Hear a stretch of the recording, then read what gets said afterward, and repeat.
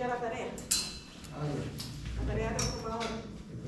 El trabajo, sí. Que debían entregarla en la semana, el 17 de mayo.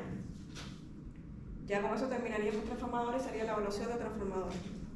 Son 3 ejercicios, no son muy complejos. Bueno, esa sería la tarea de transformador y vamos a comenzar hoy entonces el estudio de las máquinas de inducción. No, yo pensaba dar varios contenidos, no quiero adelantar mucho entonces teniendo en cuenta que falta un campo.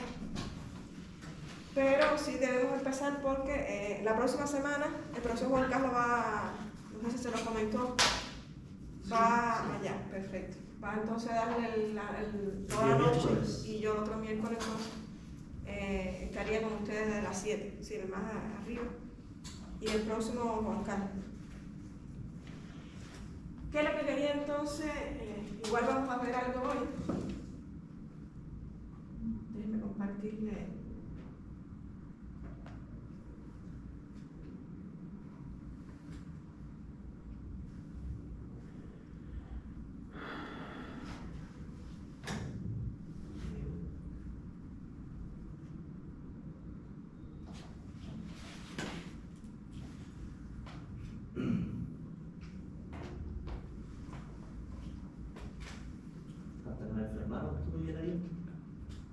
Pues todo el fin de semana ahí convaleciente. Si aquí está enfermo, va a tener el otro. No, yo no. 4 días en cama, no voy a ni comer.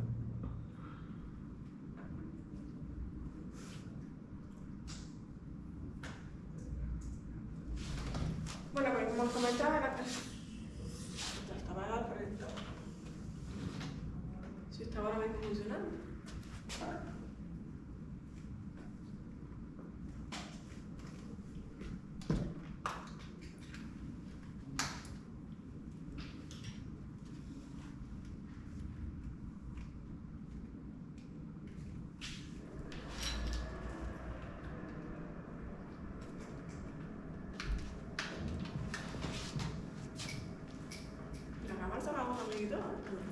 Ah, sí, está encendido. No sé qué pasó.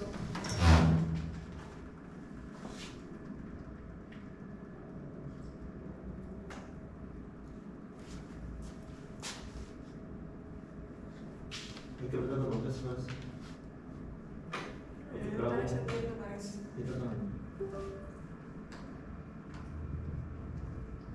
Pero estaba viéndose bien y de pronto se apagó. Bueno, lo que estoy haciendo, vamos a ir adelantando. Como les decía, la clase pasada terminamos entonces el estudio de los transformadores, ¿no?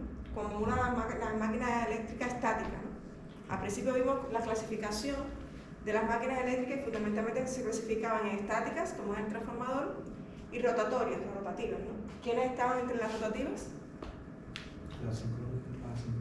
Y las de corriente continua. Sí, teníamos entonces como las máquinas rotatorias y rotativas. La clasificación sería estáticas, la que estaba aquí en el transformador,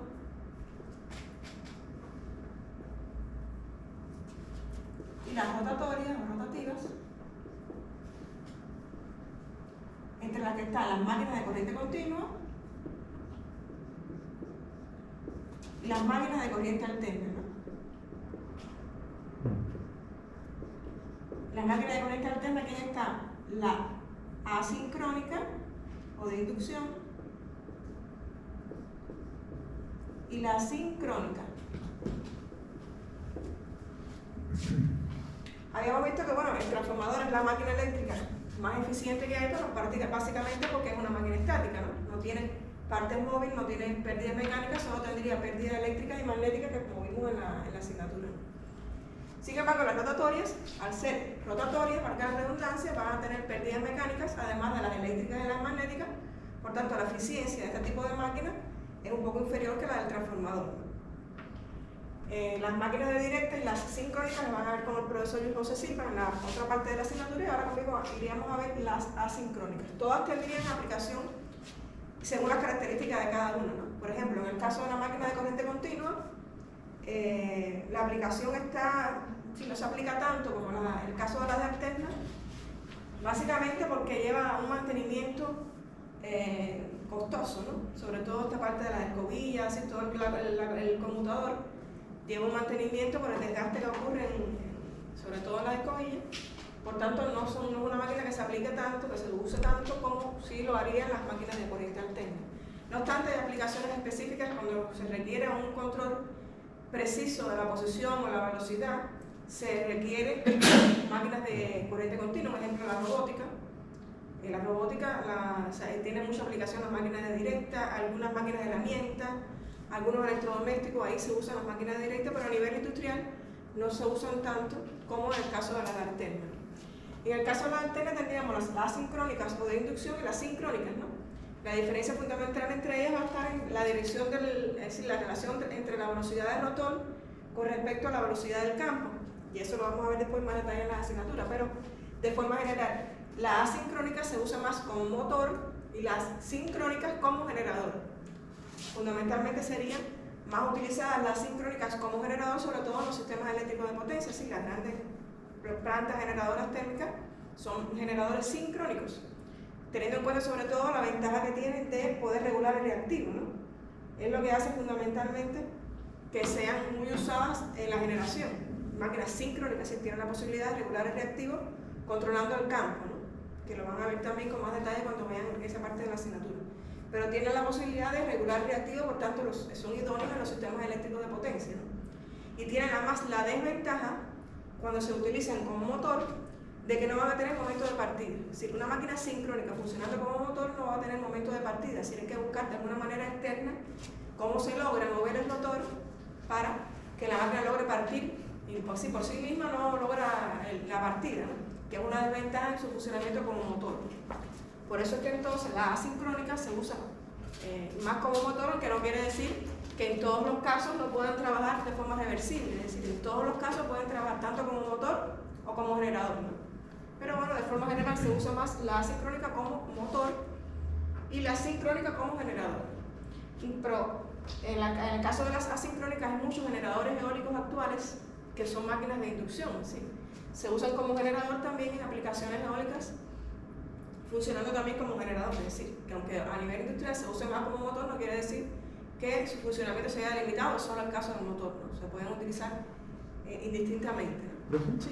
La máquina sincrónica entonces no es una máquina de inducción. No, la sincrónica no, la asincrónica sí.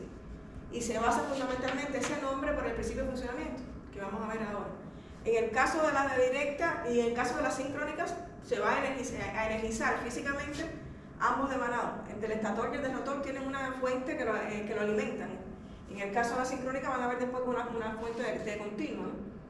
Pero en el caso de la de alterna yo solo energizo el estator. ¿Es la corriente de excitación o nada que ver? No. En el caso de la sincrónica, la corriente del campo de la excitación es de continuo, ¿no? Bueno, no sé que sea de mano permanente, pero igual es continuo, ¿no? Tiene que tener de alguna manera energizado el campo o la excitación, que es lo mismo. Sin embargo, en las máquinas de inducción o asincrónica, solo energizo el estator. Y por inducción es que llega entonces al rotor la energía. Por eso se le llama máquina asincrónica o de inducción. Profe, ¿y en la máquina de corriente continua se puede variar la velocidad? Sí, claro. Sí. Incluso tiene buena precisión en la variación de velocidad. Van a ver después con más detalle que la velocidad de la máquina de corriente continua tiene esta expresión. Donde este sería el voltaje de armadura que alimenta la máquina. Esta es la corriente por la armadura, la resistencia de la armadura y el flujo, ¿no? Si yo varío el voltaje con que alimento la armadura, puedo variar la velocidad. O añado resistencia en serie con la armadura o varío el flujo, ¿no? De estos tres métodos, lo más fácil de hacer es variar la alimentación de la armadura. Y de esta forma yo varío la velocidad. Y tienen buenos indicadores de regulación de velocidad. Por eso en aplicaciones que se requiere control preciso de la velocidad, la posición, se recomienda utilizar máquinas de corriente, tiene buenos indicadores de regulación. La desventaja de las máquinas de directa es que son muy costosas en mantenimiento. No sé si vieron alguna máquina de directa, esta parte de las escobillas, que son las de grafito fundamentalmente. ¿Cómo? Carbón es eso. Que eso se va desgastando. Y si se desgasta puede producir chisporreteo, es decir, y al final se va a desgastar porque es un acople mecánico que con el mismo rozamiento se va a desgastar y eso lleva mantenimiento. toda esta parte del conmutador hay que darle mucho mantenimiento. Y eso encarece, por supuesto, la puesta en marcha, que no pasa así en el resto de las máquinas. Por eso, esto no se usa mucho a nivel industrial, solo en las aplicaciones que les comentaba, que se requiera un control preciso, como es el caso de la robótica, algunas máquinas de herramientas, pero a nivel industrial, básicamente, que está difundido es la de inducción o asincrónica. ¿Por qué? Tiene varias ventajas. Primero, el mantenimiento y la puesta en marcha es económica. Son máquinas muy económicas, son baratas, y eso es un factor importante a la hora de difundirlas a nivel industrial. ¿Sí? Para no ser tan absoluto, pero prácticamente en todas las industrias hay una máquina de inducción. Es muy raro encontrarse una industria donde no tenga un motor de inducción. Está muy difundida a nivel industrial, pero la principal ventaja es que son máquinas bastante económicas. No solo la puesta en marcha, sino el mantenimiento después. Son máquinas económicas, además tienen buenos indicadores de regulación también. ¿Sí? También se puede regular o accionar, tiene buenos indicadores de regulación, y además son máquinas muy fuertes, son máquinas muy robustas. Es decir, que en un momento determinado podría soportar un transiente sin que se dañe, son máquinas fuertes. Todo esto hace que sean muy difundidas a nivel industrial las máquinas de inducción. Y junto con ellas todo el accionamiento, es decir, los variadores de frecuencia para regular la velocidad, los partidores suaves en algunas aplicaciones, que también lo verían después con más detalle en cómo funciona el variador y el partidor suave, ¿no? Pero son elementos que se le agregan al accionamiento para accionar, la valga la redundancia, para regular la velocidad, para la partida suave. Así que están difundidas a nivel industrial junto con las máquinas, todo el accionamiento que las acompaña. Profe, ¿el control de accionamiento también lo vamos a ver o solamente? Hay otra asignatura, sí. Ahora, aquí lo que vamos a ver es, por ejemplo, cómo se varía la velocidad en la máquina, ¿no? ¿Qué hay que hacer para variar la velocidad en la máquina y qué hay que hacer para disminuir la corriente de arranque? Ya van a ver después en otra asignatura que de convertidores de accionamiento, que creo que es el próximo semestre, cómo se hace eso con los convertidores, ¿sí? Cómo con un variador de frecuencia, cómo trabaja el variador de frecuencia para poder lograr esa regulación en la máquina. La partida, Y la partida, como regulador de corriente alterna puede regular la corriente en el arranque para la partida de la máquina de directa. Lo mismo que un regulador la máquina de alterna. Lo mismo que un chopper, un regulador de directa para la partida de una máquina de corriente continua. En fin, cómo todos esos convertidores se pueden aplicar en el accionamiento de ese tipo de máquinas. Y bueno, ya los convertidores se usan más allá del accionamiento, también se están usando los sistemas, ¿no? En los sistemas eléctricos se usan también ya los convertidores. Pero la aplicación clásica de ellos siempre ha sido el accionamiento de las máquinas. Pero ya se están aplicando en los sistemas eléctricos y en un futuro no muy lejano se aplicarán más. Porque, bueno, los convertidores, y eso será parte de otra asignatura, no me quiero meter en eso. Pero los convertidores se han usado siempre históricamente en el accionamiento de las máquinas. Los rectificadores, los inversores, los variadores de frecuencia básicamente son un rectificador y un inversor. Siempre, la aplicación clásica siempre ha sido eso. Entonces, bueno, en cuanto a las máquinas de inducción, ya les había comentado que, sí, bueno, ya les dije esto de las máquinas asincrónicas de inducción y las asincrónicas. Las ventajas, que son constructivamente más fuertes y simples, el costo de puesta en marcha. Y esto también, que no solo agregue, solo necesita una fuente de alimentación, ¿no? En el caso de la máquina de inducción, solo alimento al estator, ¿no? Básicamente, ¿cuántas partes tiene la máquina asincrónica? Tendría el estator, fundamentalmente el estator formado por la carcasa, ¿no?, que protege al estator, el núcleo ferromagnético, de igual forma laminado. ¿Por qué? ¿Por qué el núcleo lo haríamos laminado? Por el flujo, para eliminar los daños. Para minimizar las pérdidas por corrientes parásitas. Igual que vimos en el caso del transformador, aquí el núcleo de material ferromagnético se hace laminado con vista a que de alguna manera cortarle el camino a las corrientes parásitas y de esa forma minimizar la circulación. Tiene, por supuesto, los devanados que están en el estator, es decir, va a tener un campo, un devanado en el estator y un campo o bobinas en el rotor, ¿no? Pero bueno, en el caso del estator, fundamentalmente estaría la carcasa, bueno, con el núcleo de material ferromagnético y otros aspectos mecánicos como los rodamientos, ¿no? Y también va a tener un rotor que también va a ser de un núcleo de material ferromagnético laminado. Bueno, y la parte de las ranuras, para las ranuras colocarle la bobina, ¿no? Por eso es que se dice que es laminado y ranurado, ¿no? Un núcleo de material ferromagnético con ranuras para en esas ranuras poder colocar la bobina para la fuerza centrífuga ayudarla en este caso, ¿no? Existen fundamentalmente dos tipos de rotor en la máquina de inducción, ¿no? Estaría el rotor jaula de ardilla y el rotor bobinado, ¿no?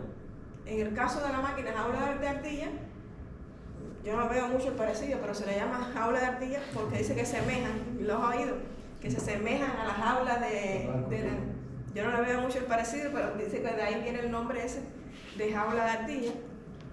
Son de barras de aluminio o de cobre, ¿no? Con anillos cortocircuitados a los extremos. Y ya les digo, dicen que porque se asemejan a esas jaulas se le dan ese nombre. Y en el caso del rotor bobinado son de vanados trifásicos también con 3 anillos y escobillas que se conectan, que tienen la posibilidad de acceder al exterior. Es decir, puedo conectar resistencias externas al rotor si el rotor sería de tipo rotor bobinado. Si el rotor es jaula de ardilla, no hay forma que yo pueda acceder a los devanados del rotor, ¿no? Que por supuesto el nombre lo indica, el rotor sería el que va a estar en movimiento y el estator el que va a estar estático, ¿no? Ambos tienen devanados, existe devanado en el estator y devanado en el rotor. ¿Y cuál sería la ventaja, o sea, el sentido de acceder a los... Para regular la velocidad, por ejemplo, o para el arranque, ya se lo vamos a ver más en detalle. Una de las formas de disminuir la corriente de arranque es añadiendo resistencia seria con el rotor. En el caso de la jaula del día no puedo aplicar ese método, pero si la máquina de rotor bobinado, yo tener acceso a los devanados de rotor, puedo añadir resistencias en serie con el rotor que hacen que esa corriente en el arranque disminuya. ¿No variando la frecuencia? Hay varias formas para la velocidad. Para variar la velocidad, una forma es variar frecuencia. Una de las formas, existen otras formas de regular la velocidad de las máquinas de inducción que lo vamos a ver de un poco más detalle, ¿no?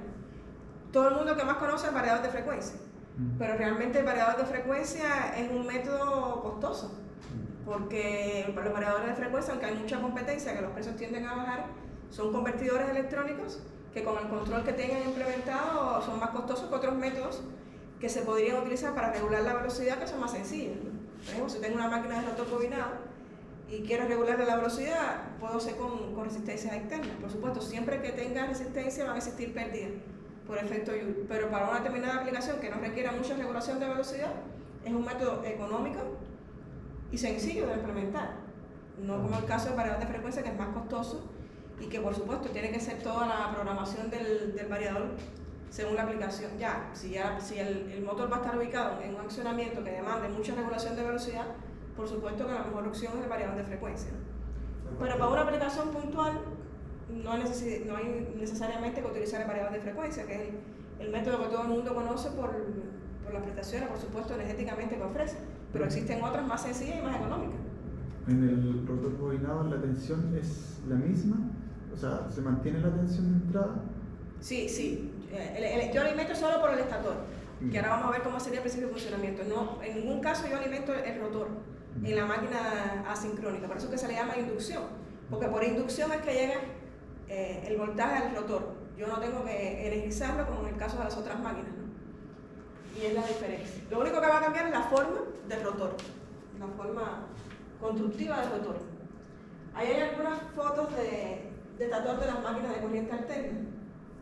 Dice que sería la carcasa, fundamentalmente el núcleo de material ferromagnético ranurado, dentro del cual por supuesto se coloca el devanado trifásico en este caso, que son los que más se utilizan, ¿no? Y hay una foto de las máquinas de un rotor jaula de ardilla, ¿no?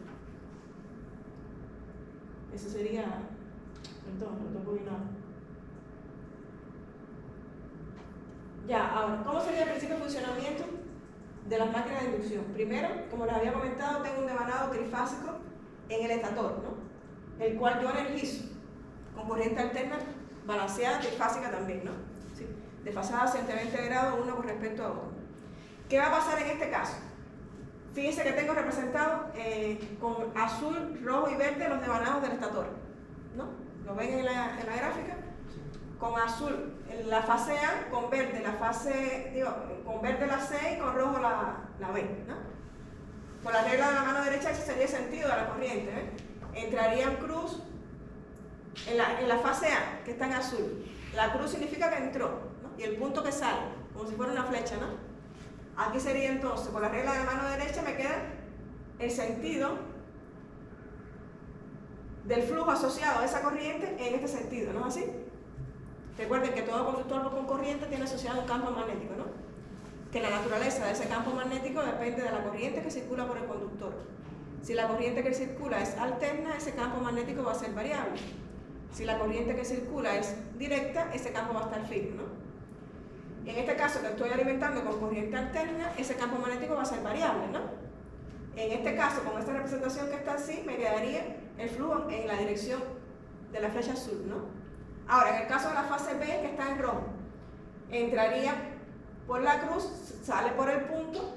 ¿Qué sentido tiene el flujo? El que está representado con las saetas rojas, ¿no? Lo mismo hago con el verde, entra por el cruz, sale por punto y estaría en el sentido representado con la flecha verde, ¿no? Pero va a estar moviéndose el campo, ¿no es así? ¿Qué significa entonces? Bueno, en este caso el flujo resultante, entonces se lo puse aquí, el flujo resultante, fíjense que el flujo resultante va a estar moviéndose constantemente, ¿no es así? Porque entonces aquí después va a estar entrando aquí, saliendo, entrando y saliendo por la propia característica de la señal alterna. Entonces este flujo resultante va a estarse moviendo constantemente, ¿no? Ahora, la velocidad con que ese flujo se mueve, con ese flujo resultante se mueve, es lo que se llama velocidad del campo sincrónico, ¿no? Porque es un campo magnético que va a estar en movimiento. ¿A qué velocidad se mueve ese campo magnético? NS se le llama velocidad. NS sería velocidad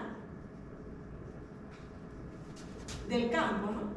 Es que depende de la frecuencia del número. Exacto, sería 120F partido P. Es decir, ¿de qué va a depender eso? De la frecuencia con que estoy energizando el estator, ¿no? Porque la onda alterna es la que hace que eso vaya girando, ¿no? ¿Y de qué va a depender entonces esa velocidad? De la frecuencia a la cual estoy alimentando el estator y de la cantidad de polos que tenga la máquina, ¿no? Porque el campo magnético, por supuesto, va a depender de los polos, que es el que lo crea, ¿no? ¿Cómo disculpen los polos ahí? Los polos son, la bobina forma un campo magnético semejante a un imán, es decir, un polo norte, un polo sur, un polo norte, un polo sur, ¿no? Ese es el campo magnético, ¿no? Va a depender, por supuesto, de la cantidad de devanados o polos que tenga la máquina, ¿no? En este caso, entonces, ese campo magnético va a estarse moviendo siempre a una velocidad constante, a no ser que yo cambie la frecuencia de alimentación de la máquina o cambie el número de polos, lo cual es poco probable, porque voy a tener entonces unos polos por una velocidad. Sí, ese campo magnético va a estar siempre rotando a una velocidad constante, ¿no? ¿Qué pasa entonces? Tengo los conductores del rotor dentro de ese campo magnético que se va a estar moviendo, ¿no? Por ley de Faraday, ¿qué es lo que plantea la ley de Faraday? Igual que vimos en el transformador. Aquí era igual la Fe y la ley de Faraday menos N de phi de T. ¿No es así? Tendría que tener, recuerden, un flujo variable. Y si tengo un conductor, que en el caso del transformador eran los devanados del secundario, el que estaba dentro de ese campo magnético que circulaba por el núcleo, ¿no? Aquí voy a tener entonces el campo magnético que se forma al energizar el estator y voy a tener los devanados del rotor dentro de ese campo magnético en movimiento. ¿Qué va a pasar entonces? Que en esos devanados se va a inducir una Fe, por ley de Faraday, ¿no? Y entonces, al tener una Fe inducida y ser un circuito cerrado, ¿qué va a pasar? Va a circular corriente, ¿no? Y entonces, un conductor con corriente dentro de un campo magnético, sobre él se ejerce una fuerza, y esa fuerza es la que hace entonces que se mueva el rotor. Por eso no hace falta energizarlo directamente el devanado del rotor, porque por inducción, por ley de Faraday, se va a inducir Fe en esos devanados del rotor, va a circular corriente, entonces esa corriente, ese conductor con corriente en un campo magnético va a producirse una fuerza, que es la que hace así. Si yo tengo entonces un devanado aquí, una fuerza que me lo empuja para acá y otra para acá, provoca el movimiento entonces de ese rotor. Y por eso que se le llama máquina de inducción, porque por inducción es que se logra mover el rotor, para decirlo de otra manera, ¿no? Por eso, de repente en las máquinas uno observa que, por ejemplo, la cantidad de polos es inversamente proporcional a la frecuencia, porque mientras más polos tenga, menor va a ser la frecuencia. Claro. Mientras menos polos, mayor La frecuencia de ese campo, Sí. de ese campo. ¿Qué pasa también? Entonces, ya ese rotor se empieza a mover. El rotor se mueve muy cerca de la velocidad sincrónica, pero no llega a la misma velocidad. Por eso que se le llama asincrónica. Nunca lo alcanza. Porque el rotor está casi, sí, muy cerca de esa velocidad sincrónica, pero nunca llega a la misma velocidad. la diferencia entre la velocidad del campo con respecto a la velocidad del rotor es lo que se le llama el deslizamiento o resbalamiento, que se la conoce por S. Deslizamiento o resbalamiento, que sería la diferencia entre la velocidad del campo con respecto a la velocidad del rotor. ¿Por eso no es útil como generador? Porque en generador No, sí funciona como generador. Sí puede ser, pero tiene muchas ventajas como motor y por eso se usa más como motor. Pero no quiere decir que no. Pero necesitamos en un generador, necesitamos más. No, eso es con la sincrónica. Ah, La sincrónica, al girar a la misma velocidad el campo, no hay movimiento relativo entre conducción y entonces se hace falta. Pero eso es la sincrónica, la que no tiene momento de partido es la sincrónica. Porque en el caso de la sincrónica, al tú energizar, es que me estoy metiendo en la otra parte que no, pero te voy a explicar para que no te quedes con la duda. En el caso de la sincrónica, tú energizas con corriente continua el rotor sí. y con corriente alterna el estator, si vas a tener los dos campos. ¿Qué pasa? Que al tú energizar el estator, va a aparecer este mismo campo magnético que va a girar rápido, de que va a depender de la frecuencia y de la cantidad de polos, ¿no? Sin embargo, el devanado de directa va a tener el rotor, es una bola de hierro, para decirlo de otra manera, que tiene que vencer una inercia mecánica. Y voy a tener pasando rápidamente primero un polo norte con un polo norte del rotor, pero instantáneamente va a ser uno sur con uno norte. El rotor no se va a mover y lo que va a hacer es vibrar, porque voy a cambiar fuerza de atracción y de represión, y el rotor vibra pero no logra partir, porque va muy rápido el campo. ¿Qué hay que hacer entonces? O hacer que el campo vaya más despacio, o mecánicamente mover el rotor, porque si no, no parte, y es lo que va a hacer la sincrónica.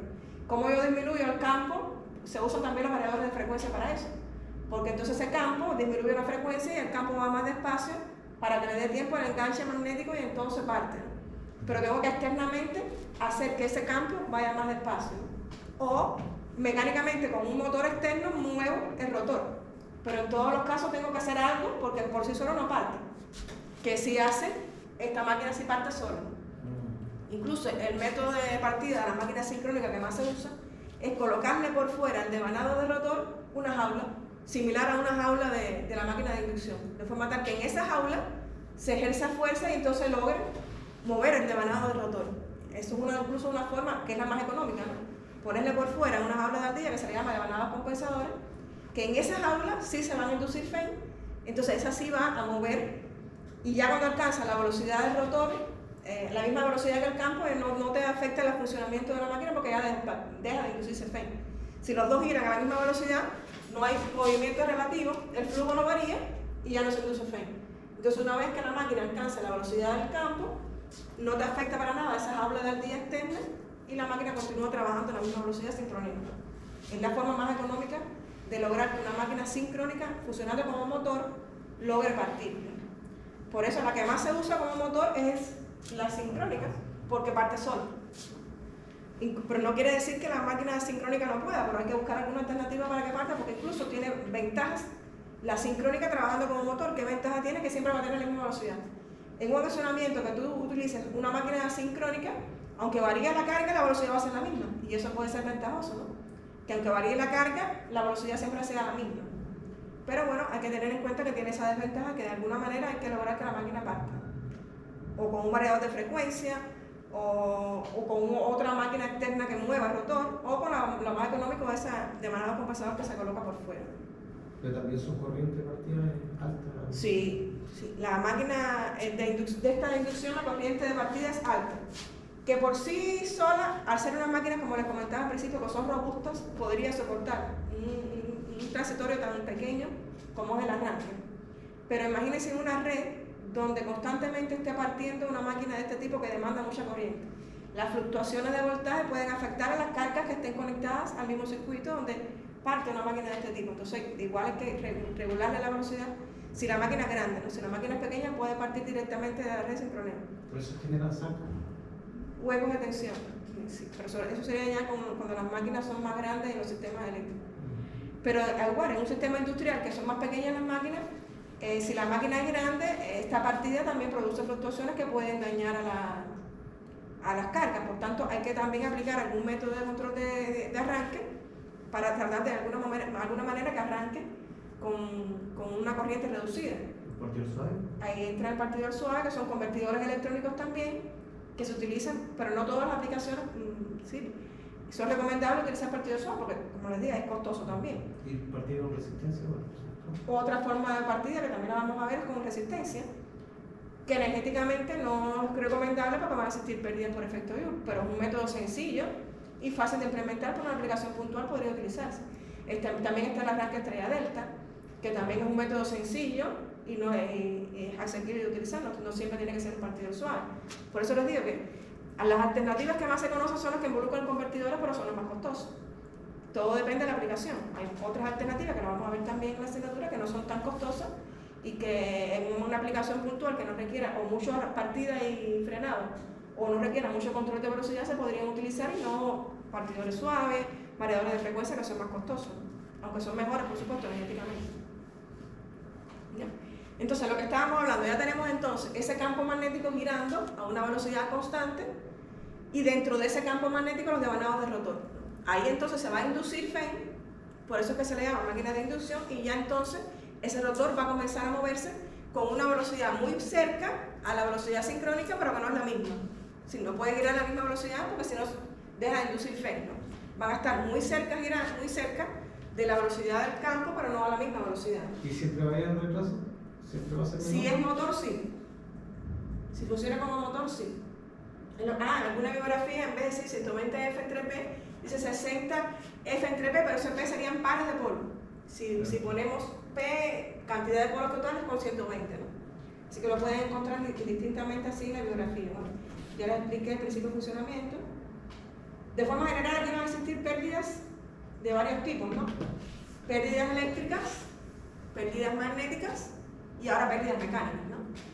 Van a existir pérdidas magnéticas igual porque igual voy a tener un flujo cortando un núcleo de material ferromagnético, ¿no? Igual, aunque minimice las corrientes parásitas, van a existir pérdidas magnéticas, ¿no? Van a existir pérdidas eléctricas porque voy a tener un conductor con corriente que por efecto de luz van a existir pérdidas en él, ¿no? Y voy a tener también pérdidas mecánicas porque ahí sí tengo movimiento. Van a existir pérdidas por fricción y batimiento del mismo rotor, que por supuesto van a aumentar las pérdidas con respecto a las demás, ¿no? Hasta aquí estamos en el principio de funcionamiento y la aplicación, ¿no? Ahora, al igual que vimos en el transformador, aquí tendríamos un circuito equivalente que nos resuelve mucho el problema cuando vamos a trabajar con la máquina de inducción. Hay que tener en cuenta que el circuito equivalente es de una fase, ¿no? Y en la máquina sería trifásica, ¿no? Por tanto, al igual que vimos en el caso de los transformadores trifásicos, hay que tener en cuenta que en este caso la máquina es trifásica y el circuito equivalente es de una fase, ¿no? Así que hay que tener en cuenta la conexión de la máquina a la hora de trabajar con los voltajes de línea de fase, ¿no? En el circuito equivalente del transformador, recuerden que teníamos como entrada energía eléctrica de corriente alterna, ¿no? Y llamamos primario al que se alimentaba, ¿no? Con corriente alterna. En este caso vamos a tener entonces como entrada el estator, ¿no? Que es el que yo energizo con esa corriente alterna trifásica, ¿no? Como entrada del estator. Y bueno, como salida sería el rotor en este caso, ¿no? Y en el caso del transformador era el secundario, aquí como salida sería el rotor, ¿no?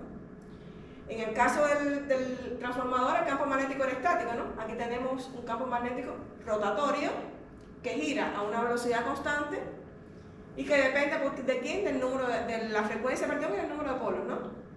Pero que esa velocidad es constante, ¿no? En ambos casos voy a tener Fein inducida, es decir, en ambos casos se aplica la ley de Faraday, ¿no?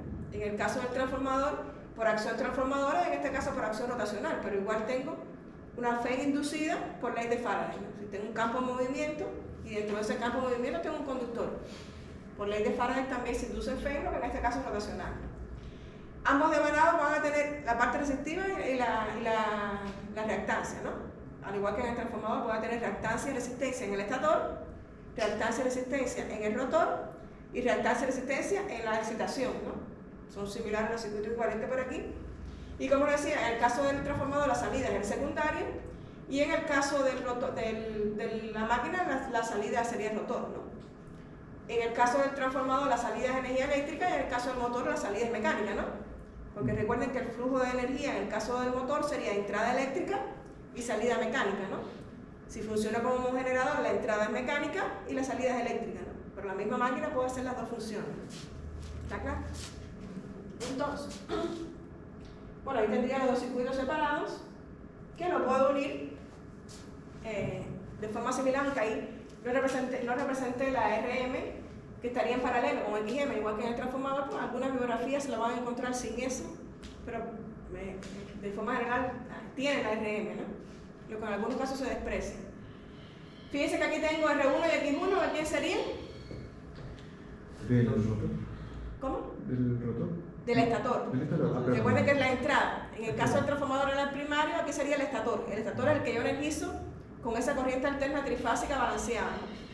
Y R2 y X2 serían el rotor, ¿no? Aquí realmente están unidos ya. Si yo... El circuito equivalente sería de esta manera. Tendría aquí R1,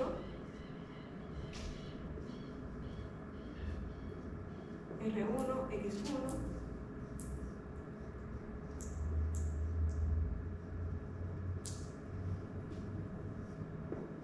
RM, XM, R2, X2, y aquí tendría un elemento de circuito que fíjense que se representa por R2 por 1 menos S partido S, ¿no? Donde ¿quién era S? El deslizamiento, ¿no? Que es el que relaciona la velocidad del rotor con respecto a la velocidad del campo, ¿no? Es decir, que este elemento representa la salida mecánica del elemento. Fíjense que está en función de S porque va a depender de la velocidad del rotor, ¿no? Pero ahí estoy representando eléctricamente todos los fenómenos reales que ocurren en la máquina, en este caso, ¿no? Y ahí está R2 por eso, porque si yo sumo R2 con este valor, sí, R2 más R2 por 1 menos S partido S, eso daría R2 partido S, ¿no? Si yo quiero poner un solo elemento resistivo en esta parte, pondría solo R2 partido S, ¿no? Aquí está representado más separado, como pueden ver. Tendría un circuito equivalente de esta forma, como les dije, R2 por 1 menos S partido S, y aquí se representan varios fenómenos que ocurren en el transformador. Por ejemplo, la entrada, la potencia de entrada sería 3 veces voltaje por corriente por el factor de potencia de entrada, ¿no? Fíjense que, repito, esto sería el circuito equivalente de una fase, pero si la máquina es trifásica, tengo que tener en cuenta que la potencia de entrada sería 3 veces voltaje por corriente por el factor de potencia, ¿no? Esa corriente de entrada, que es eléctrica, se transfiere al rotor potencia electromecánica, ¿no? En este caso, sería entonces la potencia que llega, la electromecánica que se transfiere al rotor, ¿a qué sería igual? A las pérdidas de cobre del rotor, más la potencia de salida, más las pérdidas rotacionales, ¿no? Y en el estator, en R1, ¿qué ocurriría? Las pérdidas de cobre del estator, ¿no? R1 que representa la resistencia propia del devanado del estator, ¿no? Cuando yo energizo ese devanado, que va a circular corriente, se va a calentar y van a existir pérdidas por efecto de Joule, ¿no? ¿Cómo las represento en el circuito equivalente? Con una resistencia, R1, ¿no? ¿Está claro? Entonces, X1... Profe, ¿sí? la S igual tiene fórmula, ¿cierto? El S. deslizamiento sí era NS menos NR partido por S. partido por NS. ¿Por 100? Sí, por 100, es por 100. En este caso, entonces, como les decía, tengo la potencia de entrada, tengo la potencia, las pérdidas de cobre, tanto en el estator como en el rotor, ¿no? ¿Cómo determino las pérdidas de cobre en el estator? ¿Cómo la determino? Sí, por el circuito equivalente. Las pérdidas de cobre, en el estator, o 1 sería 3 veces y 1 al cuadrado por R1, ¿no es así? Como en el transformador. Como en el transformador. ¿Y las del rotor? ¿Cómo determino la del rotor? 3 veces y 2 al cuadrado por R2, ¿no? Recuerden que esta sería I1, esta sería I2, y esta sería, bueno, la corriente de magnetización, I, ¿no? La desetación. Está representando de la misma forma Que el transformador. Lo que en el transformador, el primario, ahora es el estator. El secundario ahora es el rotor. Y la parte de magnetización sigue siendo lo mismo. ¿Está claro? Aquí entonces, la de salida La desarrollada, que es la que está representada por la de salida, fíjense que sería la de salida más las rotacionales, ¿no? Es lo que está representado, que ¿dónde se representaría? En este elemento de acá, ¿no? Es decir, si yo diría la potencia de salida ahí, la desarrollada, sería 3 veces I2 al cuadrado por este término, R2 por 1 menos S partido S, ¿no? La potencia en una resistencia es I cuadrado por R, ¿no? En este caso, como es trifásico, sería 3 veces I cuadrado por R. ¿Y quién sería la R aquí? Este elemento completo, ¿no? Por eso sería 3 veces I2 al cuadrado por R2 por 1 menos S partido S. ¿Está claro? A veces aparece como representado la pérdida de fierro en la que están en el sector. Aquí, ¿no? Sí. Sí, aquí estarían las pérdidas magnéticas. Y acá estarían las eléctricas en R1 y en R2. Las magnéticas en la rama de magnetización. Y las rotacionales en algunos casos se representan aquí y en otros se representan en la salida. Pero bueno, generalmente las rotacionales, como está puesto aquí, tienen en cuenta las mecánicas y las magnéticas, ¿no? ¿Está claro? Las rotacionales tienen en cuenta las pérdidas mecánicas más las pérdidas magnéticas. Por eso la de salida, la desarrollada, tiene en cuenta las P2 más las pérdidas rotacionales, ¿no? ¿Está claro? Cuando yo hablo de salida sería realmente la que puede salirme más las pérdidas que obtuvieron en ese proceso, ¿no? Ya, bueno, en este circuito represento todo, las pérdidas, la potencia de entrada, la potencia de salida, las pérdidas magnéticas, las pérdidas eléctricas, las rotacionales, en fin. Puedo determinar todo con el circuito equivalente, ¿no? Si yo utilizo además los mismos circuitos equivalentes que utilizamos en el transformador. Recuerden, en el caso del transformador veíamos varios tipos de circuitos equivalentes, ¿no? ¿Cuáles eran? El simplificado. Simplificado. Simplificado y el aproximado, ¿no? En el caso del simplificado, ¿qué es lo que se hacía? Se colocaba para la parte de adelante la rama de magnetización, ¿no? Como está representada ahí en la figura, ¿no? ¿No es así? ¿Qué hicimos ahí? La rama de magnetización la pusimos para adelante. Y sería entonces R1, X1, R2, X2 y R2 por 1 menos S partido S. ¿No es así? Lo único que hice es poner esto para adelante, ¿no? Igual que hacíamos en el transformador, ¿no? ¿Ya? Lo que en el caso del transformador no lo colocaba carga. Aquí la carga que coloqué sería R2 por 1 menos S partido S. Porque realmente el motor la salida es mecánica, ¿no? Por tanto, tengo que representar un elemento que mecánicamente sea similar a lo que ocurre en el que eléctricamente sea similar a lo que ocurre mecánicamente en el transformador, ¿no? Y tendríamos entonces el circuito que está representado ahí, ¿no? ¿Qué pasa entonces en este caso? ¿Cómo yo calculo esa corriente I2 por el circuito equivalente? Por ahí, ¿cómo yo puedo decir a qué sería igual la corriente I2? Al voltaje partido de la impedancia equivalente, ¿no es así? Al voltaje V1 Ya. partido de la impedancia equivalente de la rama esta de atrás, ¿no? Sí. Eso sería la corriente I2, ¿no? Sería igual a V1 partido de la impedancia equivalente. Y el módulo de la impedancia equivalente, ¿qué sería igual? Pues sería todo lo Dice R Las R y y las X, ¿no? X. Sería entonces R1 más R2 partido S, ¿no? Porque recuerden que le dije que la suma de R2 más R2 por 1 menos S partido S es R2 sobre S, ¿no? Si la suma de estas dos es R2 partido S, ¿no? Por tanto, ¿qué me quedaría aquí? Sería R1 más R2 partido S al cuadrado, ¿no? En la parte real. ¿Y cuánto sería la imaginaria? X1 más X2 al cuadrado, ¿no? X1 más X2 al cuadrado, ¿no? Y esa sería la corriente por el circuito equivalente, ¿no? Que si se expresa la rama de magnetización correspondería con la misma de arranque, ¿no? Sería la misma de entrada, I1, ¿no? ¿Estamos hasta ahí? Esa sería la corriente, ¿no? Ahora, ¿qué pasa con el deslizamiento? ¿A qué sería igual el deslizamiento que lo habíamos visto antes? NS menos NR partido por NS. partido NS, ¿no? Cuando la máquina todavía no se ha movido, así que la velocidad del rotor es 0. ¿Cuánto valdría el deslizamiento? Sí. O sea, Si NR es 0, NS partido NS, ¿cuánto sería? 1, ¿no? Ah. Es decir, que en el arranque, S valdría 1. Entonces, en el arranque, esta corriente sería la mayor posible, ¿no? Porque aquí, S valdría 1, ¿no?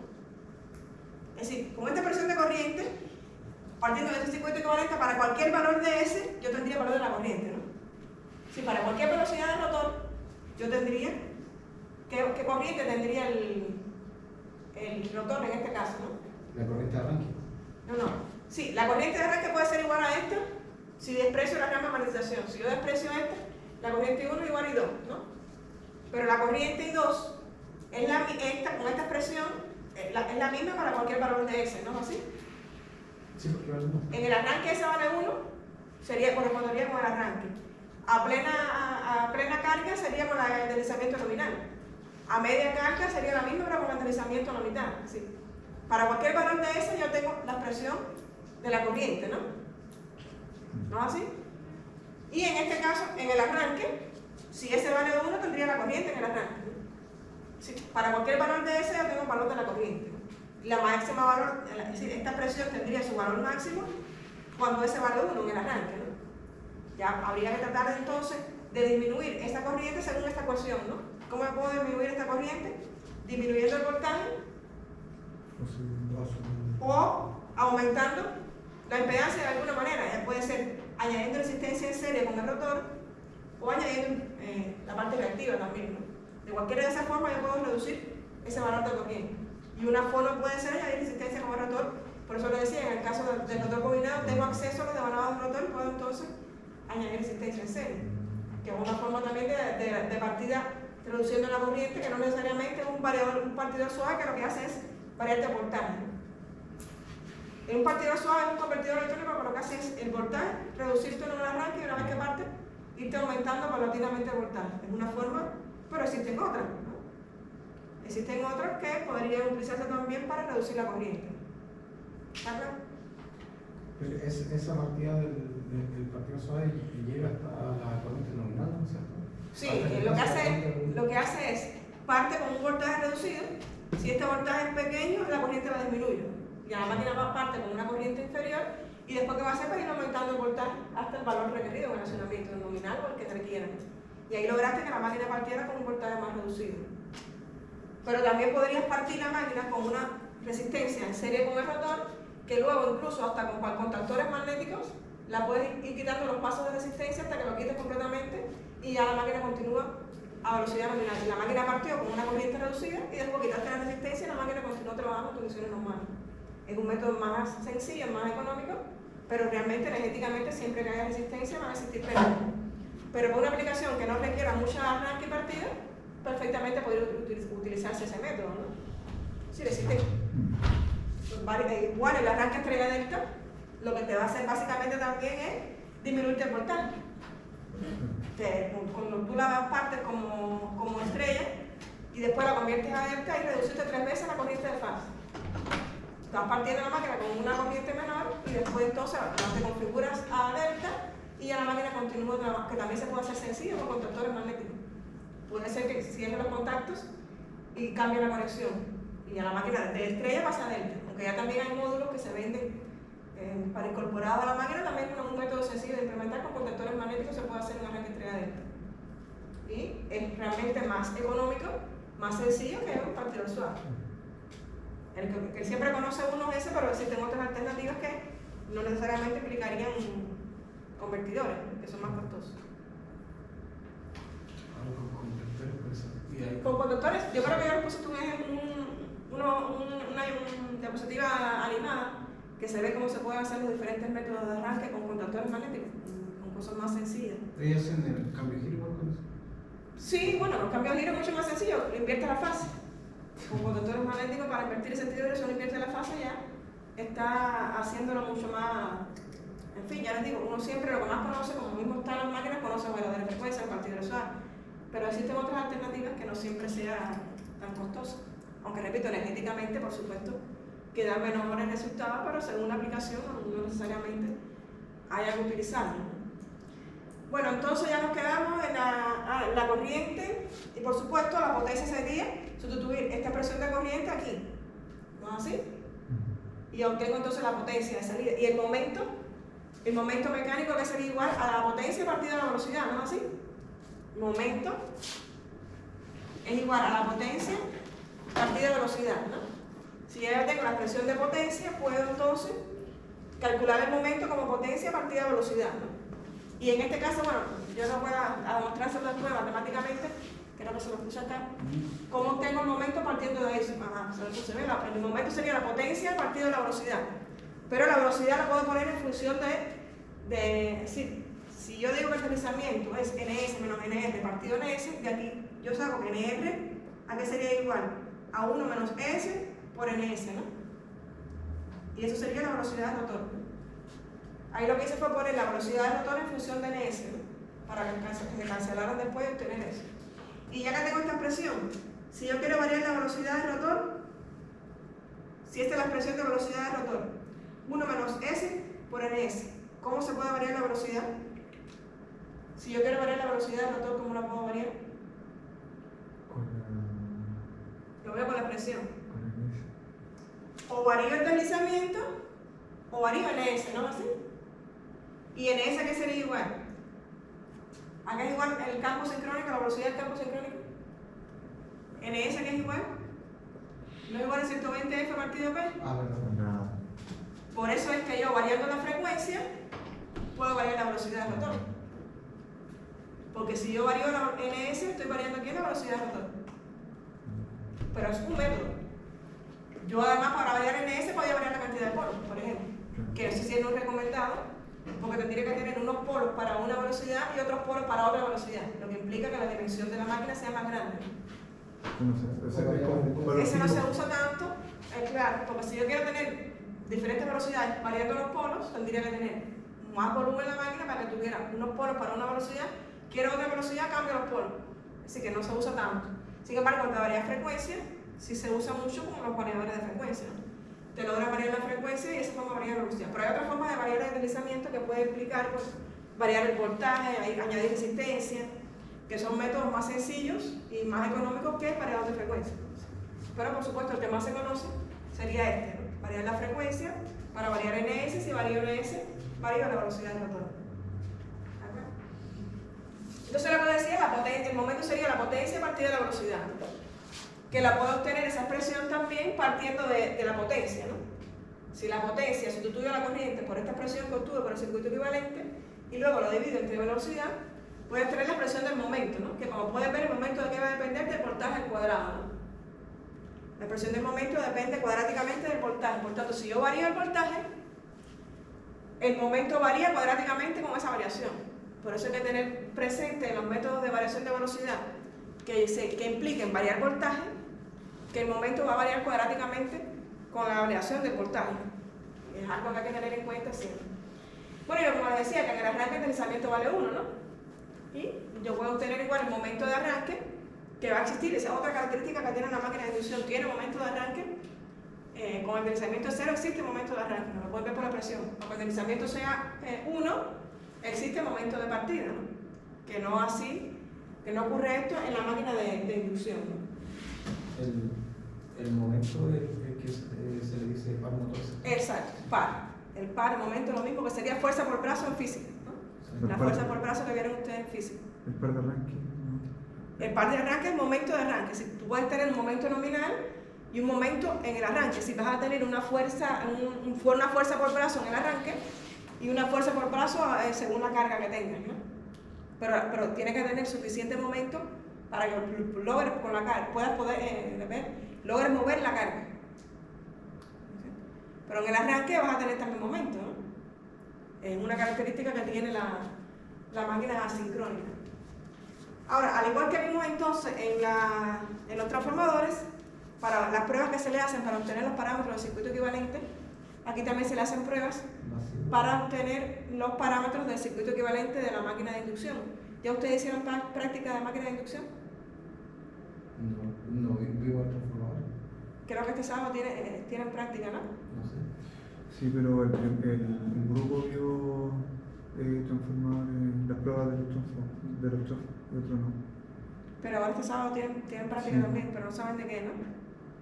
Trifásico parece, trafos, Ah, ya. Bueno, yo me imagino que quizás en algún momento también vean prácticas de máquinas de inducción y seguramente ahí también hagan las pruebas en las máquinas de inducción.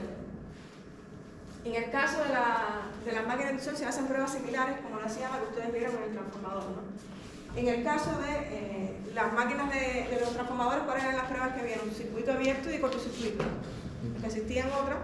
Las fundamentales para obtener los parámetros del circuito equivalente eran la de circuito abierto y la de cortocircuito, ¿no? Aquí se hacen unas pruebas similares, que serían la prueba de rotor libre y la prueba de rotor trancado, ¿no? ¿Cuál sería la de rotor libre? Similar a la de circuito abierto, ¿no? Y la de rotor trancado similar a la de cortocircuito, ¿no? En el caso de las pruebas a rotor libre, el nombre lo está indicando, ¿no? ¿Cómo sería la prueba? Dejar libremente girar el rotor así, sin carga. En estas condiciones, bueno, por supuesto, el voltaje, aplicando el voltaje nominal, leer corriente, potencia y voltaje, ¿no? Por supuesto, son todos valores de línea. Y con estas mediciones voy a lograr obtener RM y XM, ¿no? Fíjense que es de forma similar a lo que se hacía en el caso de la prueba de circuito abierto, ¿no? Del transformador, ¿no? Aquí obtendría entonces los parámetros de RM y XM, ¿no? Partiendo por supuesto de las pérdidas rotacionales, pero bueno, ya veremos después en un ejercicio práctico un poco con más detalle cómo lo obtendrían, ¿no? Pero fíjense que es similar a las pruebas que se hacían en el caso de la circuito abierto, ¿no? Ahí calculo RM, partiendo de RM de las pérdidas rotacionales, y con la RM luego calculo XM, ¿no? La prueba de rotor trancado, similar a la prueba de cortocircuito, ¿no? En el caso de la prueba de rotor trancado, sí tengo que, de alguna manera, detener el rotor, aplicar un voltaje reducido hasta que circule la corriente nominal, ¿no? Pero en este caso tengo que trancar el rotor. Ahí, ¿Cómo? en el laboratorio lo van a ver como No, sí, pero... Con una llave, por ejemplo. Sí, en el rotor lo utilizan como una, no me acuerdo cómo se llama esto ahora, que es como una... Bueno, se me olvidó el nombre. Es como una... ¿Un caimán? No, porque el motor es más grande. No, Ah. como una llave, no. Como una Ahora no me palanca. acuerdo ¿Cómo que cómo lo se llama. tranca? Sí, lo tranca. Lo tranca. No recuerdo el nombre ahora del... Pestillo. Es como... No. Se me fue de la mente ahora. Se tranca el motor, se tranca el rotor, se aplica un voltaje reducido, por supuesto, para no dañar la máquina, y ahí también se mide voltaje, corriente y potencia, ¿no? En este caso se va a obtener la R equivalente y la X equivalente. Fíjense que esta prueba es similar a la de cortocircuito del transformador. En el transformador la prueba se cortocircuitaba el devanado, de baja en este caso, y aquí se hace similar, se tranca el rotor y se mide entonces voltaje, corriente y potencia. Ahí se obtienen los parámetros de la R equivalente y X equivalente, ¿no? Que la R equivalente sería R1 más R2 y la X equivalente X1 más X2, ¿no? Es lo que se obtiene entonces con esta prueba. Según la clase de diseño, después podríamos dividir los valores de X1 y X2, ¿no? Por ejemplo, si la clase de diseño es A o es B, las relaciones de X1 partido de X2 sería 1. Y ya por ahí yo puedo decir que ambos son iguales, ¿no? En fin. Lo que debo obtener con la prueba sería la R equivalente, pero podría separarla según la clase de diseño, ¿no? Ya con más detalle vamos a ver después ejercicios donde, partiendo de las pruebas, se obtienen los parámetros del circuito equivalente, pero reitero, de forma similar a lo que vimos en el transformador, ¿no? Con la prueba de circuito abierto, la prueba de rotor libre y la prueba de cortocircuito similar a la prueba de rotor trancado. Aquí se tiene una propiedad mecánica, ¿cierto? ¿Cómo? ¿Se pueden obtener las propiedades mecánicas? Bueno, en este caso no, porque el rotor está trancado. El rotor estaría trancado en este caso, ¿no? ¿Alguna otra duda aquí? Aquí serían las pérdidas de cobre lo que podrías obtener, Sí. porque va a circular la corriente nominal. Claro. Si circula la corriente nominal, lo que vas a obtener con la medición serían las pérdidas de cobre, ¿no? Sin embargo, con la otra, que vas a aplicar voltaje nominal, sí podrías obtener la magnética. La magnética nominal, similar a lo que vemos en el transformador. Ya, entonces, bueno, hasta aquí. No les voy a seguir dando más cosas porque sé que están con sistema ahora y todo lo que le digan no les van a hacer mucho caso, pero bueno, de forma general resumiendo. Característica básica de la máquina asincrónica. Bueno, que la fundamental es que es asincrónica porque el rotor gira muy cerca de la velocidad del campo, pero no a la misma velocidad. Exacto. La diferencia se le denomina el deslizamiento o desplazamiento, que sería igual a quién. La diferencia es una diferencia de velocidad, ¿no? Sí, la diferencia de velocidad se recoge en el deslizamiento. O es un desfase. No, es la diferencia entre la velocidad del campo. Nunca alcanza la misma velocidad. Nunca alcanza. Llega cerca, pero nunca llega a la misma velocidad. Por eso que se le llama asincrónica, porque el rotor no gira a la misma velocidad que el campo. Sin embargo, en la sincrónica, el rotor gira sincrónicamente a la misma velocidad que el campo. Es la diferencia fundamental entre la asincrónica y la sincrónica, aunque existen otras diferencias constructivas y de funcionamiento, ¿no? Pero se le llama asincrónica a esta porque el campo gira cerca el rotor gira cerca del campo, pero nunca a la misma velocidad.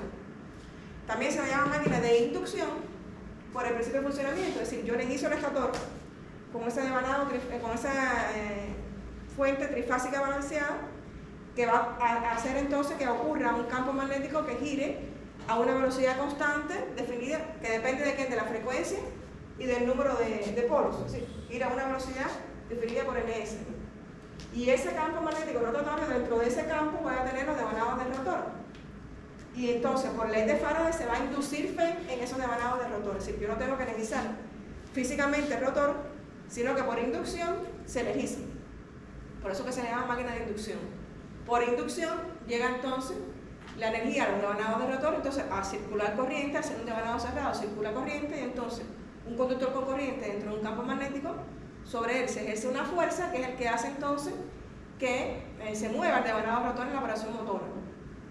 En el caso de la operación generadora, que no se lo mencioné, sería contrario, la energía de entrada sería eléctrica, ¿no? Mecánica, perdón, y la de salida eléctrica. En este caso el rotor yo lo muevo externamente de alguna manera, ¿no?